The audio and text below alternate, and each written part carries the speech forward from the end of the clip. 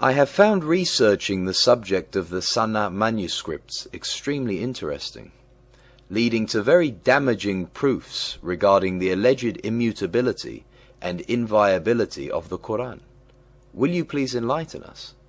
As our listeners already know, these Muhammadan fantasy assertions are contradicted by the very records of Muhammadan Islam, as we have repeatedly shown in our chapters. The Sana manuscripts actually put the final nail in the coffin of their deception, as I shall now demonstrate. Ladies and gentlemen, we might like to think that history is something completely objective, that we can simply go out to discover. The ideal situation is when our opinion of what had happened conforms fully to what really did happen. Unfortunately, in reality, we are hampered by several factors, such as sparse information often gives us a partial understanding, or our sources may be biased, mistaken, or misinterpreted, or the depth of our historical knowledge may help or hinder in interpreting the evidence. Most relevant of all is the fact that our preconceptions are hard to shake off, and it is easy to read into sources whatever we want to be there. Often, we have a vested interest in a particular conclusion, and this is rarely seen so acutely as in religious beliefs. It simply isn't acceptable to disprove one's own beliefs. Unless we look at the Quran allowing that it may be correct, we may as well not bother. Humans have an uncanny ability to prove in their own minds that which they want to be true. There are three main categories of historical sources that should be addressed. The first is manuscript support. This helps us to see if the present-day works accurately reflect their original texts. The second is other written sources. These may take the form of inscriptions or documents that give us insight into the period concerned. The third is archaeological data confirming that a particular town, for example, was in existence at the time claimed, or the approximate date of its construction or destruction in battle. We have so far shown in our series, based entirely upon the Muhammadan records themselves, the falsehood of their common assertion that widespread memorization of the Quran proves its authenticity.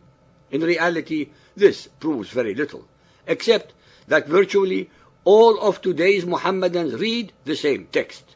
This reveals nothing to us of the actual events of 7th century Arabia. We are informed by the hadiths that Abu Bakr was the first to collate the text of the Quran into one codex soon after Muhammad's death. This is said to have been passed on down to Umar, then to Hafsa, daughter of Umar and wife of Muhammad. At the time of Uthman, we are told that the Muslims of Sham and Iraq had divergent recitations of the Quran. These differences were so serious that the commander in charge became afraid of their different recitations, so he appealed to Uthman for help. Uthman got the codex from Hafsa and directed that perfect copies be made. Then we are told Uthman sent to every Muslim province one copy of what they had copied and ordered that all the other Quranic materials, whether written in fragmentary manuscripts or whole copies, be burnt. This tells us that there already were variants in the Quran. We shall never know exactly what they were, as the evidence had been deliberately destroyed. Muhammadans invariably make up the unsubstantiated excuse that the differences were simply those of vowelling, not the consonantal text.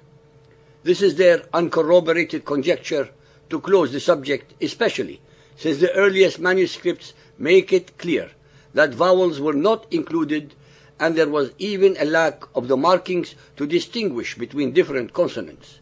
Therefore, these differences must have been important enough to show up even in a primitive consonantal text. The next question to ask is whether we have any of Uthman's perfect copies. Muhammadans often brazenly declare that there are two. One in the Topkapi Museum in Istanbul, and the second in Tashkent, Uzbekistan. However, most scholars disagree since they date them to the 9th century. Indeed, non-Muslim scholars in general hold that the oldest complete Quran is the Ma'il copy in the British Library dated to 790 AD. In 1972, one of the most important finds of Quranic manuscripts was discovered in the ancient Great Mosque of Sana'a, the capital of the Yemen, while the building was being restored after heavy rainfall.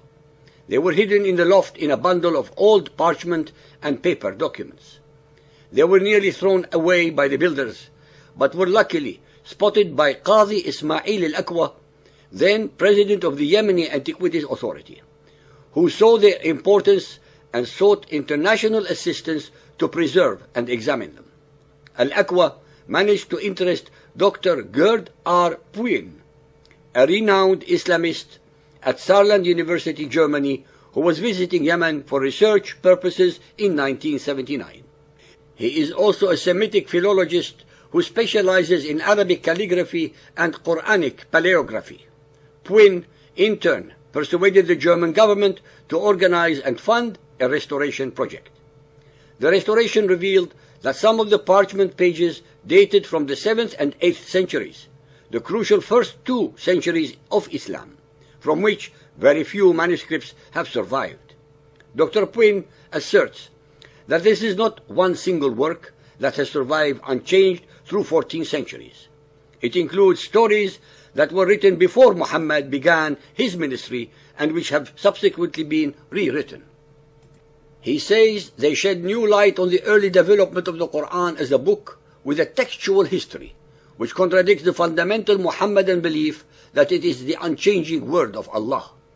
Puin's conclusions have sparked the usual angry, malicious, and threatening reactions from Orthodox Muhammadans. They have said, "I'm not really the scholar to make any remarks on these manuscripts," he said.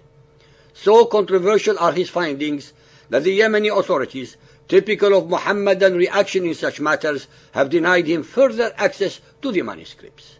The Sana'a manuscripts are considered to be the oldest surviving copies of the Quran.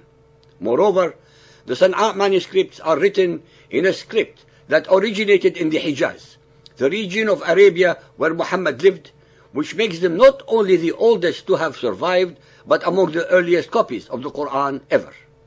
Puin noticed minor textual variations, unconventional ordering of the chapters, surahs, as well as rare styles of orthography.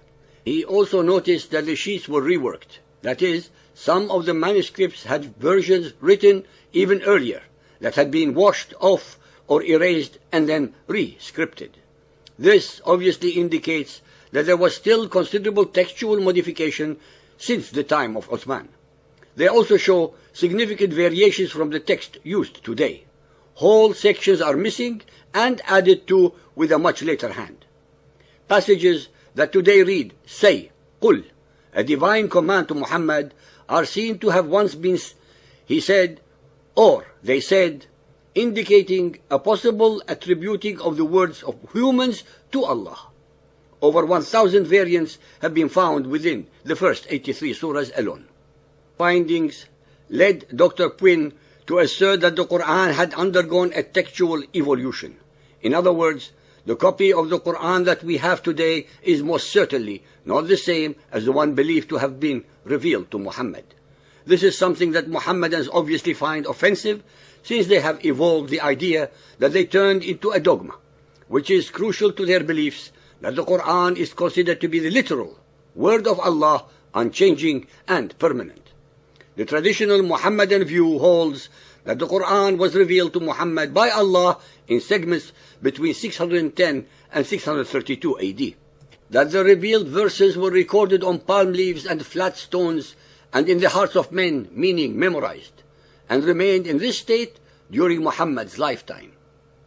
In concluding part A of this chapter, I would like to remind our listeners that even the best authority on the subjects of the Quran, Hadith, and their language is deemed incompetent and incapable by the Muhammadan scholars because he reveals the unacceptable facts about the Quran. Their negative mindset is the continuance of the Quranic instruction not to question its veracity.